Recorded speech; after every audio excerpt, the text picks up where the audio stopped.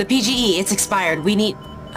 The pharmacy says we don't have another lot. Our entire supply's expired. Remember when we go to the medical store to buy an antibiotic or something like that, the medical store will say that one, okay, this brand is not there. The similar medicine, I will give it from another brand. How safe is that one? How good is that one to buy? Because sometimes it will be a low cost or sometimes it will be a high cost. It doesn't matter, but changing the brand is good. Sometimes it's okay if it is basic medication like paracetamol or Dolo, that you use alternate brands that have been there in the market for a long time. That is okay.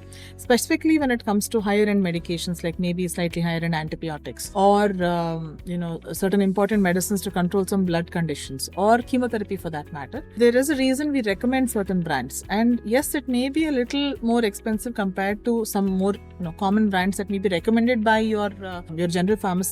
But the reason we try to stick to these brands or recommend these brands is because we know that a certain amount of medicine is actually there in it. Not all brands will make the medicine of the same strength, even though it is predicted so on the packaging. Some medicines or some brands might only have put about 70 or 80% of the medicine, and we would have picked it up, the efficacy of those medicines, because we would have given it to maybe 50 patients, and different brands might not have worked for different patients, but one or two particular brands would have actually given great results. So that is mostly the reason why we stick to certain tried and trusted brands, so that we know that it's worked for most of our patients, so it is going to help you out. On the other hand, when patients try to take alternate brands, either it could be for cost or following recommendations from the local pharmacist, they tend to come back with the same complaints, which has not been resolved.